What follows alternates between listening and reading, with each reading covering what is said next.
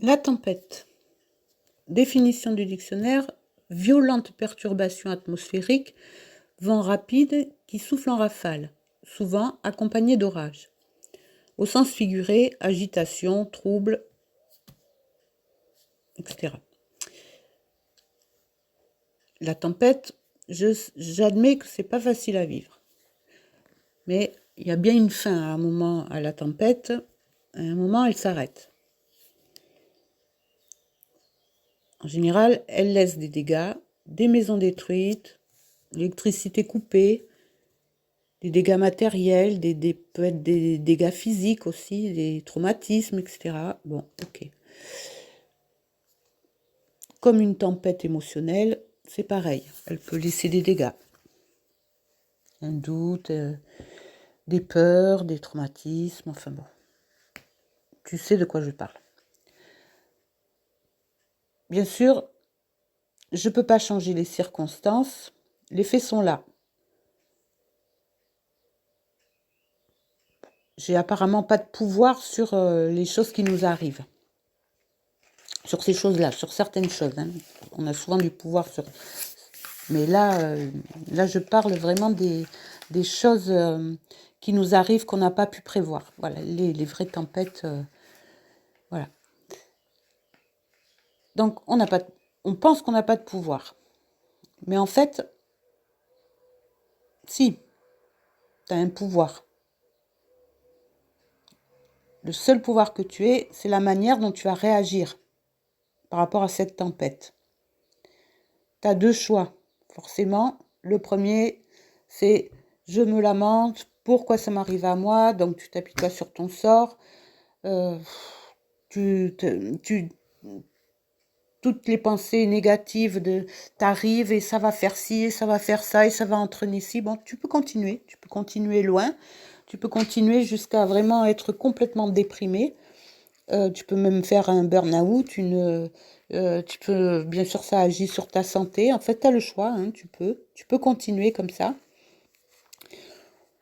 Ou tu peux à un moment, bon, bien sûr, à chaque fois, il faut le temps quand même, il faut se laisser du temps. Mais le plus vite possible, si tu stoppes tes pensées négatives, si tu te dis non, je ne suis pas une victime, je ne suis pas une victime. Oui, oui, ça me fait mal, oui, ça me fait peur, oui, oui, oui, toutes les conséquences sont là, ok. Mais comment je veux vivre ça? Est-ce que je vais continuer comme d'habitude à m'enfoncer? À un moment, rentre en toi-même et remercie. Remercie Dieu, remercie la vie, remercie l'univers. Enfin, tu remercies qui tu veux selon tes croyances. Ça n'a pas d'importance, ça appartient à chacun. La vie te montrera. Mais plus vite, tu te rendras compte que chaque tempête de ta vie entraîne un cadeau suivant comment tu l'interprètes.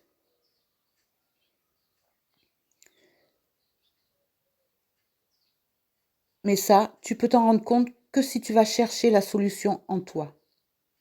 Là encore, tu as deux choix. Oh ouais, non, bon, c'est pas possible. Bon, bah, tu peux t'abandonner à l'alcool, tu peux t'abandonner aux drogues, tu peux t'abandonner à la boulimie, tu peux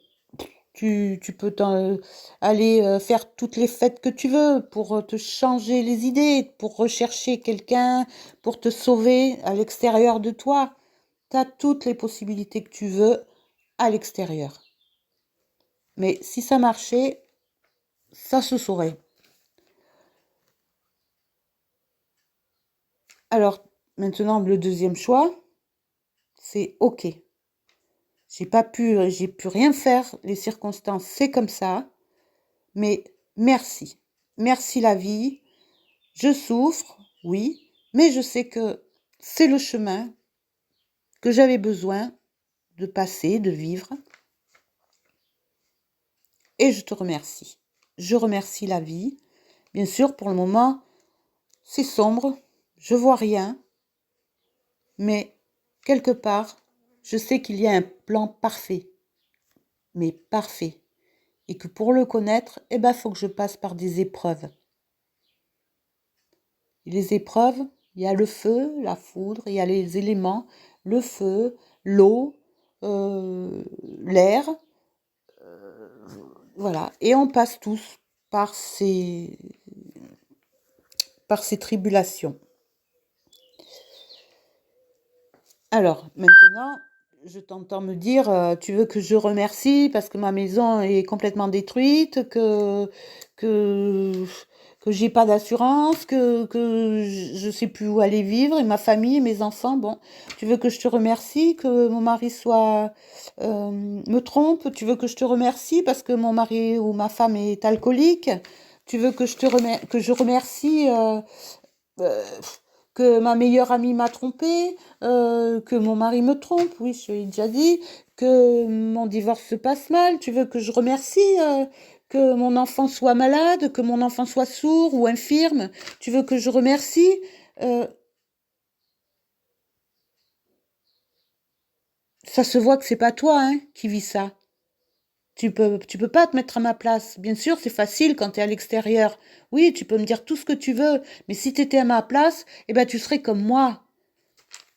Ok? Ok, je le comprends.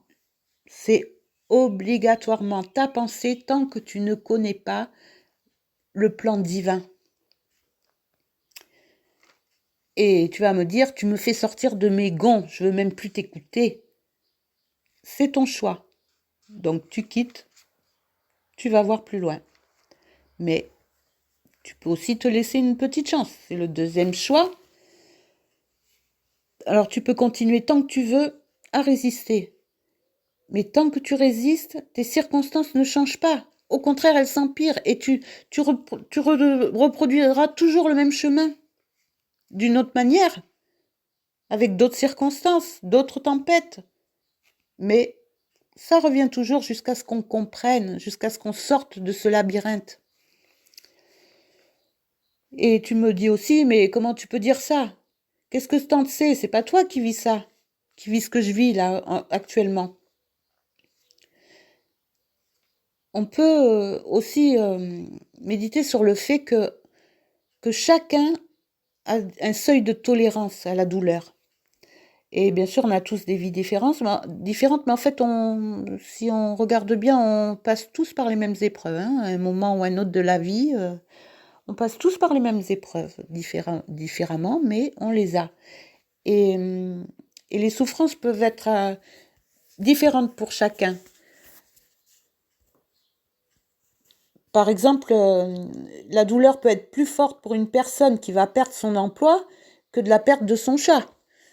Et une autre personne, c'est la perte de son chat qui va être comme la perte d'un humain qui va la chambouler complètement alors que son boulot, bon ben c'est il a perdu, c'est pas grave. Voilà, chacun a ses ressentis, son vécu, voilà, donc on ne peut pas, il n'y a pas euh, de plus ou moins dans la douleur, hein. La douleur, elle est. Et c'est comme un voleur qui vole euh, un, un caillou à quelqu'un et un voleur qui vole une vache. Il n'y a pas de différence. C'est pas parce que la vache est grosse et que le caillou est petit. C'est un vol. C'est tout. Point. Et la souffrance, c'est la même chose.